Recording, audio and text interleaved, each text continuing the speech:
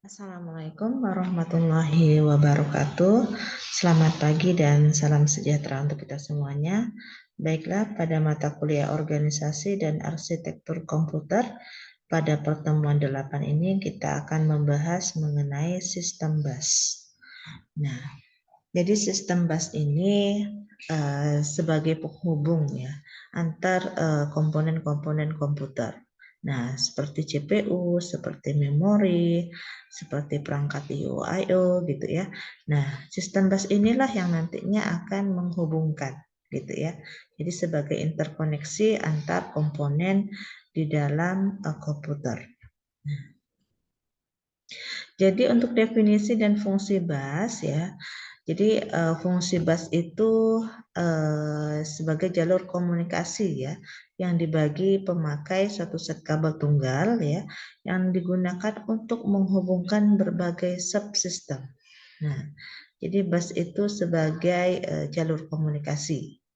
Nah, yang mana nanti dia akan menghubungkan berbagai macam-macam subsistem yang ada di dalam CPU. Nah, sistem bus ini adalah penghubung bagi keseluruhan komponen komputer dalam menjalankan tugasnya. Nah, jadi dia sebagai penghubung ya bagi komponen komputer. Nah, misalnya kayak CPU, memori atau I/O. Nah, kemudian transfer data antar komponen komputer sangatlah mendominasi suatu komputer. Data atau program yang tersimpan dalam memori dapat diakses dan dieksekusi CPU melalui perantara bus. Ya, jadi program yang tersimpan itu dapat dan diakses oleh CPU itu melalui perantara bus. Nah, begitu juga dapat melihat hasil eksekusi melalui monitor juga menggunakan sistem bus. Jadi hasil tampilan yang kita inputkan juga ditampilkan di monitor. Nah, itu juga menggunakan sistem bus. Nah, kemudian cara kerja sistem bus ya.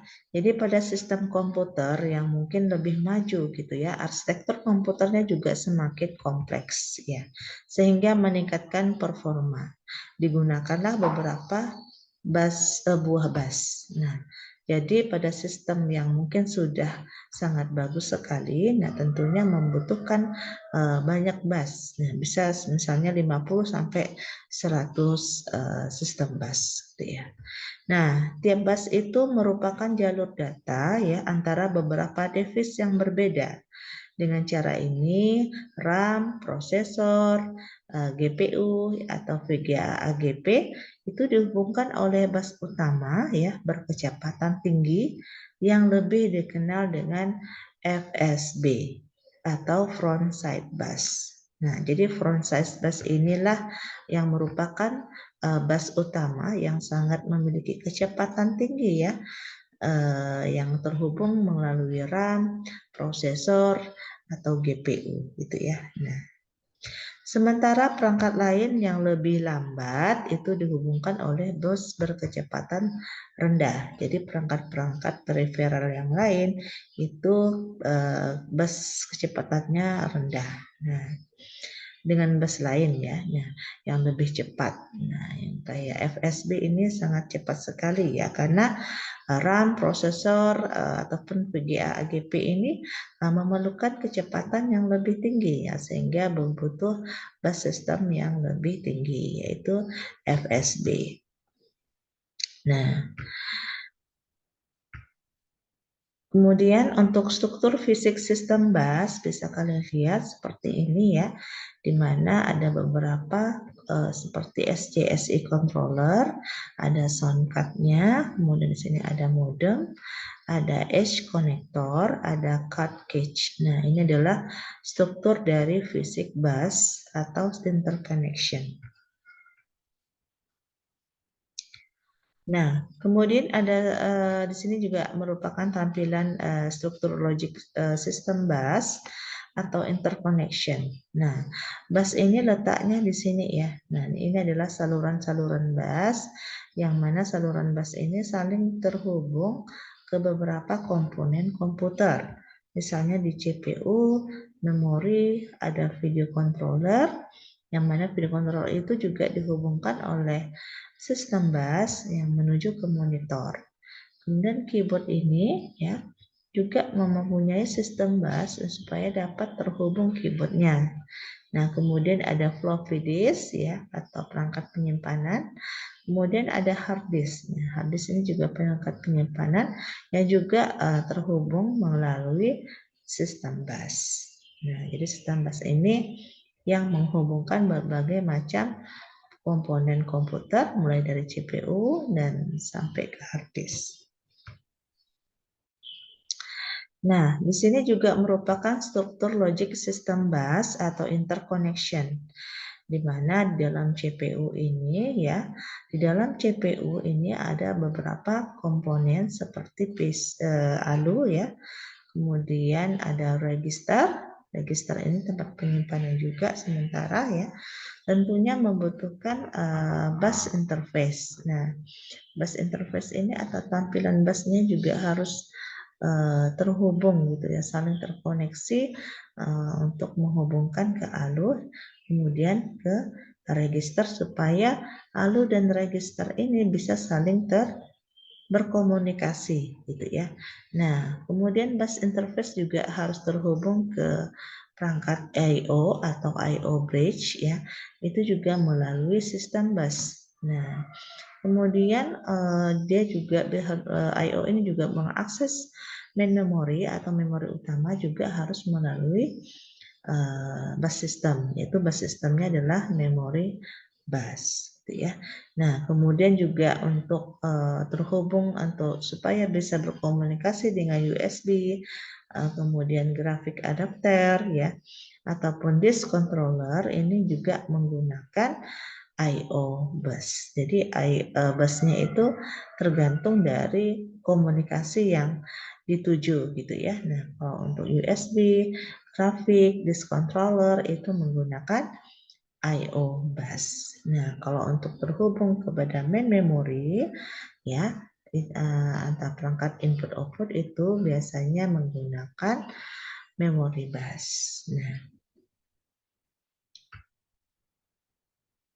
Nah, struktur interkoneksi. Nah, jadi sistem bus itu juga dimasuk sebagai interconnection. Nah, kita bahas lebih kepada struktur interkoneksi. Komputer tersusun atas komponen-komponen atau modul-modul ya, baik itu CPU, memori, dan I/O yang saling berkomunikasi. Nah, jadi kumpulan lintasan atau saluran berbagai modul disebut juga sebagai struktur interkoneksi. Nah, jadi struktur interkoneksi ini yang menghubungkan CPU, memori, dan I/O yang mungkin bersaling berkomunikasi. Nah, jenis pertukaran data yang diperlukan oleh modul-modul I/O. Nah, jadi pertukaran data yang diperlukan oleh modul-modul komputer ini misalnya memori ke CPU. Nah, CPU itu melakukan pembacaan data maupun instruksi dari memori. Nah, kemudian dari CPU ke memori, ya, CPU akan melakukan penyimpanan atau penulisan data ke memori.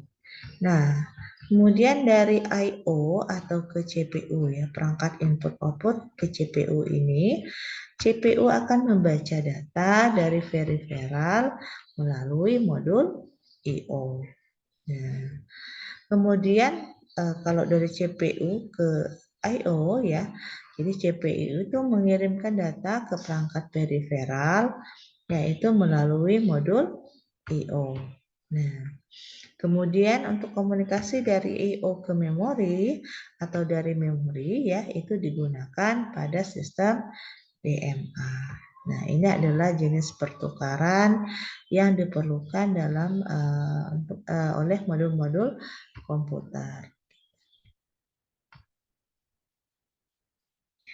Nah, struktur bus ya. Sebuah bus system itu terdiri dari 50 hingga 100 saluran yang terpisah. Jadi cukup banyak ya. Nah, jadi 50 sampai 100 saluran yang terpisah. Jadi fungsi saluran bus ini diklasifikasikan ya menjadi 3. Pertama adalah saluran data, yang kedua saluran alamat, yang ketiga adalah saluran kontrol. Nah, untuk gambarnya bisa kalian lihat ya, di mana CPU, memori, kemudian FO, IO ya. Jadi ada beberapa macam pengelompokan bus ya, yang ada seperti saluran data gitu ya. Nah, ini saluran data, kemudian ini saluran alamat, dan ini adalah saluran kontrol atau kontrol bus. Oke, saluran data atau data bus. Saluran data ini memberikan lintasan bagi perpindahan data antara dua modul sistem. Nah, saluran ini secara kolektif disebut juga dengan bus data. Jadi bus data itu perpindahan data ya. Nah, perpindahan data. Umumnya bus data ini terdiri dari ada 8, 16, 32 saluran. Nah, jumlah saluran ini diartikan dengan lebar bus data. Lebar bus data ini merupakan faktor penting ya dalam menentukan kinerja sistem secara keseluruhan. Misalnya nih, bila bus data lebarnya 8 bit dan setiap instruksi panjangnya 16 bit, maka CPU harus 2 kali mengakses gitu ya modul memori dalam setiap siklus instruksinya. Ya, jadi sangat penting sekali lebar bus data ini karena untuk setiap instruksi harus membutuhkan saluran data yang lebarnya lebih banyak gitu ya.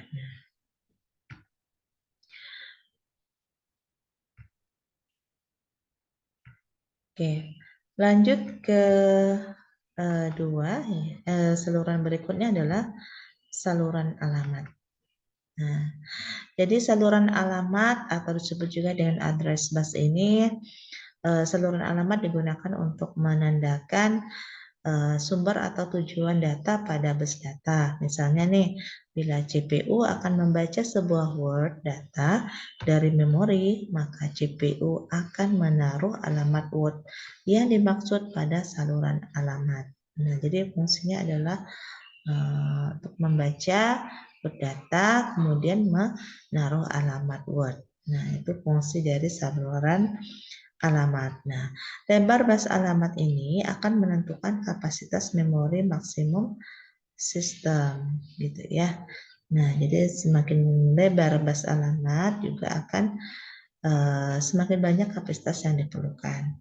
Selain itu, umumnya saluran alamat juga dipakai untuk mengalamati port-port input-output.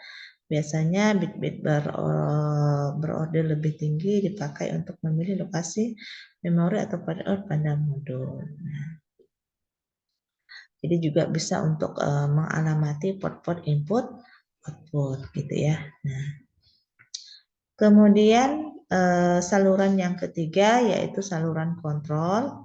Nah, karena data dan saluran alamat dipakai bersama, maka seluruh komponen maka harus ada alat untuk mengontrol penggunaannya.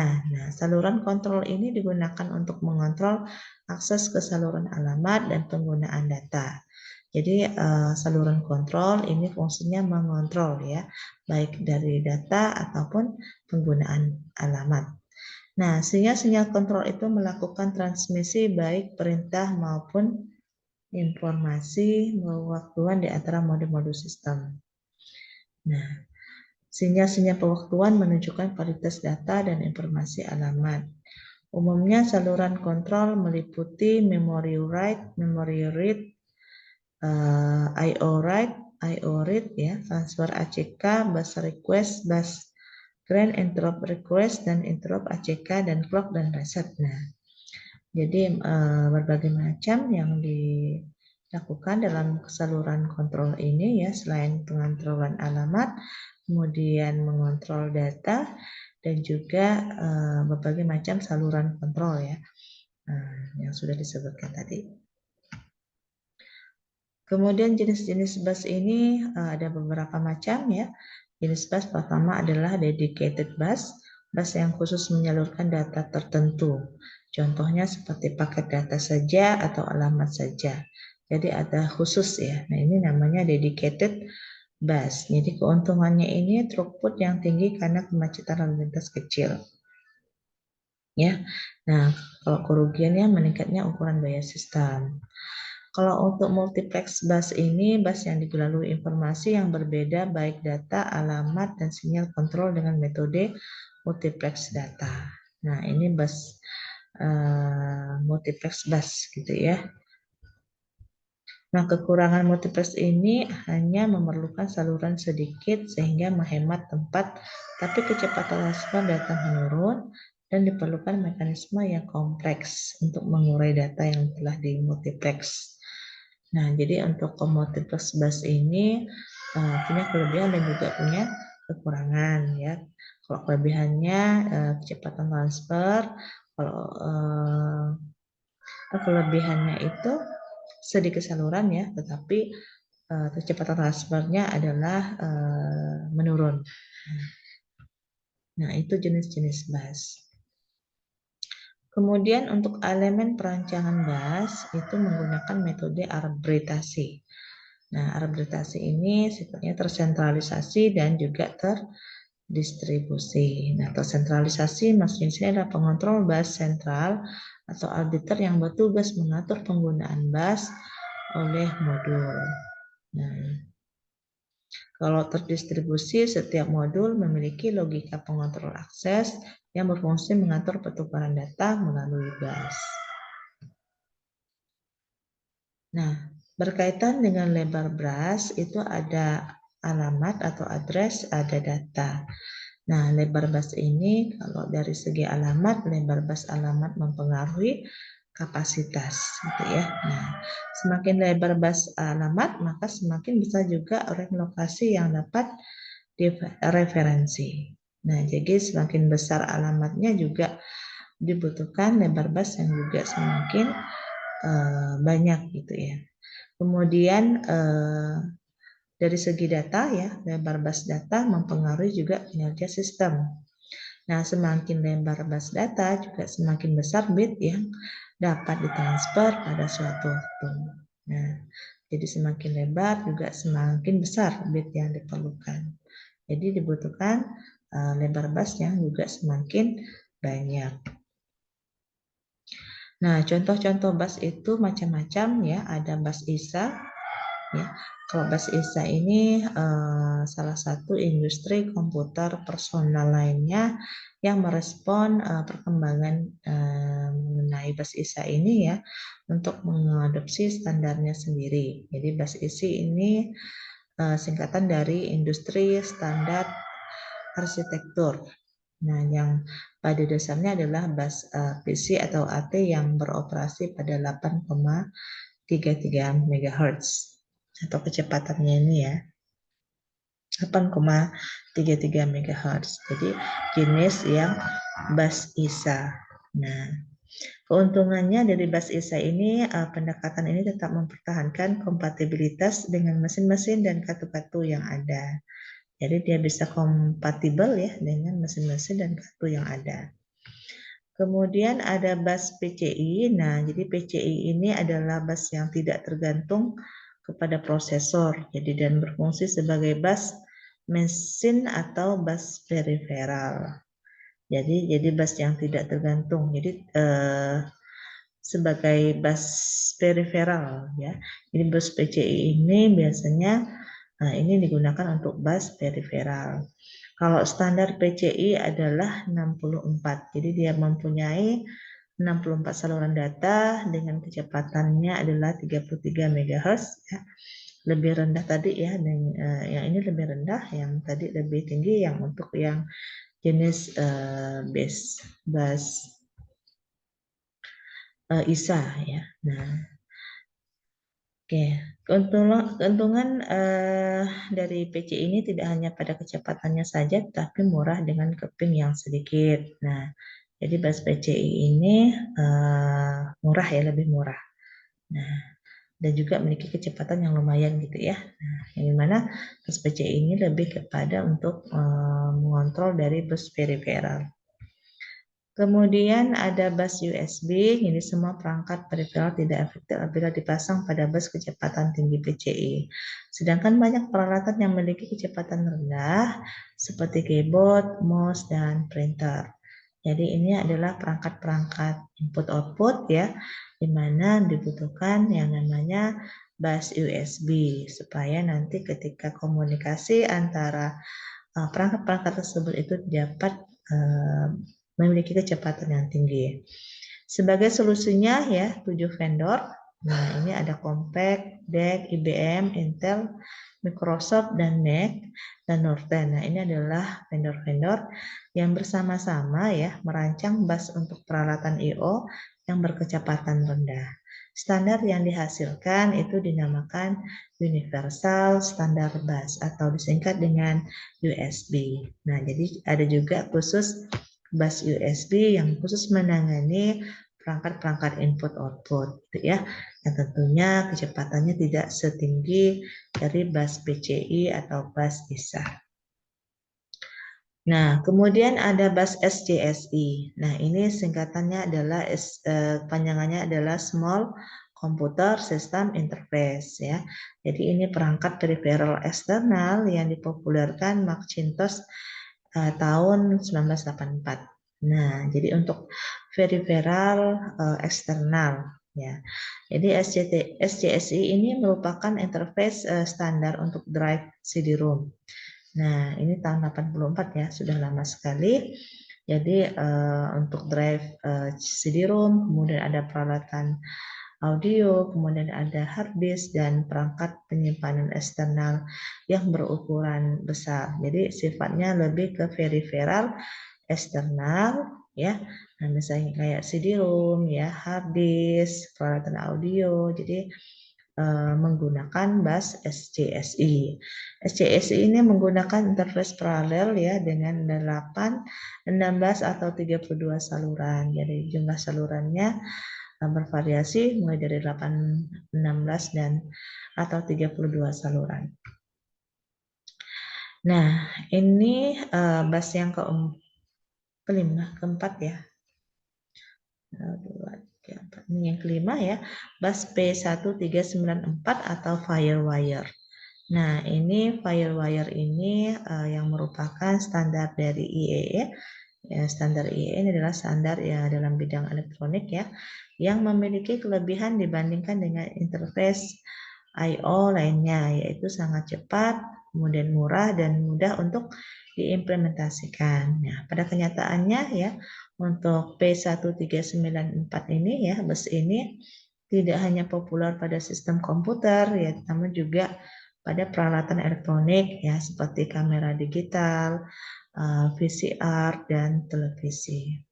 Nah, jadi sistem bus yang digunakan ya tidak hanya peralatan elektronik, juga pada kamera digital ya, ada VCR dan televisi. Nah, ini menggunakan bus P1394 atau bus Firewire.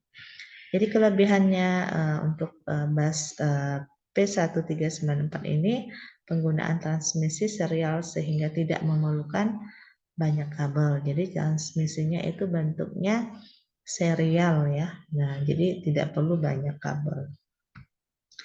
Demikian yang bisa Ibu sampaikan ya untuk materi kita pada hari ini, yaitu tentang sistem bus ya. Semoga bisa bermanfaat. Untuk diskusi boleh nanti kita chat di grup gitu ya. Demikian yang bisa Ibu sampaikan. Ibu akhiri dengan Assalamualaikum warahmatullahi wabarakatuh.